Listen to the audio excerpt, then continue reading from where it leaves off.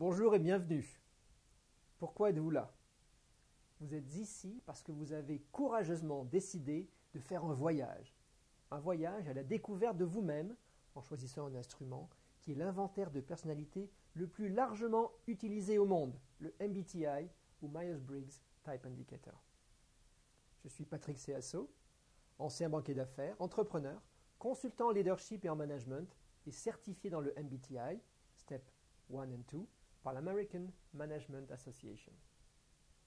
Nous sommes environ 7 milliards de personnes sur cette planète, et chacun de nous est différent. Et c'est une chance que nous soyons une population variée, composée d'individus uniques, avec différentes origines, histoires, cultures, âges, coiffures, etc. Nous sommes tous différents, et pourtant nous avons tous certaines préférences en commun.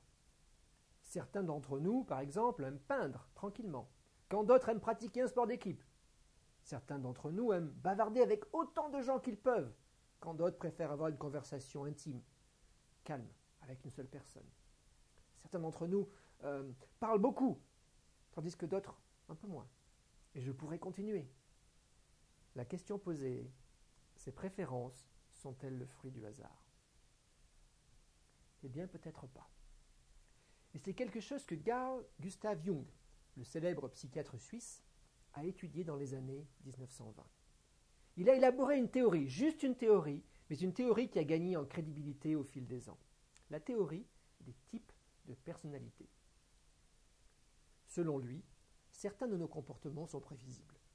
Ils peuvent être expliqués et même peut-être anticipés par un ensemble de types spécifiques de la personnalité avec lesquels nous sommes nés. Vous savez quoi?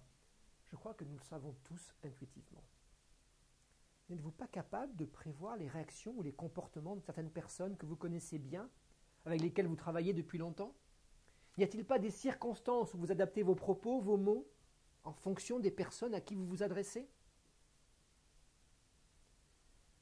L'apprentissage de ces préférences innées, dont la théorie de Jung estime que nous les avons tous, vous aidera à comprendre votre propre comportement, vos points forts et pas vos points faibles, mais vos angles morts, vos points de vigilance.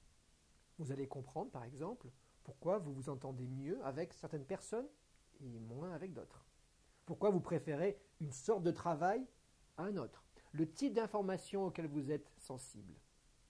Et surtout, vous pourrez mieux comprendre les autres. Rappelez-vous, si la théorie est juste, si nous avons tous un ensemble de préférences spécifiques, alors vous serez en mesure de comprendre pourquoi d'autres se comportent, pensent ou agissent comme ils le font.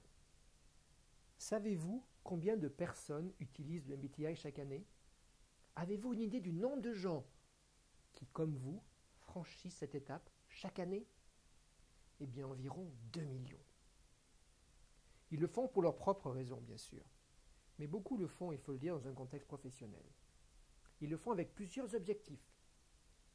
Améliorer leurs compétences relationnelles, gérer leur carrière, développer leurs compétences en leadership, améliorer leur capacité à travailler en équipe, mieux communiquer, gérer les conflits. La liste est interminable. Alors, prêt à monter à bord du navire? Certains d'entre vous sont probablement impatients d'y arriver. Et d'autres, probablement hésitants, réticents, mal à l'aise peut-être, voire effrayés. Eh bien, laissez-moi vous dire quelque chose. Ce n'est pas de la psychothérapie que nous faisons ici. Nous n'allons pas parler de votre enfance, vos drames, les névroses potentielles que vous avez, non. Les seuls sujets que nous allons couvrir sont quel type d'information vous préférez, la façon dont vous prenez des décisions, où vous puisez votre énergie, et si vous préférez faire les choses de manière planifiée ou spontanée. Donc vous voyez, ce sont finalement des choses assez anodines. De plus, vous n'êtes pas obligé de continuer. Personne ne peut vous forcer à compléter le questionnaire MBTI. Vous avez parfaitement le droit de ne pas le faire, même si votre employeur vous a demandé de le faire. De même, le résultat du questionnaire est confidentiel. Vous n'avez pas à le partager avec qui que ce soit et il ne sera adressé qu'à vous. Vous pouvez choisir de le partager avec d'autres ou non. C'est votre prérogative absolue. Ce n'est pas un test non plus. Il n'y a pas de bonne ou de mauvaise réponse.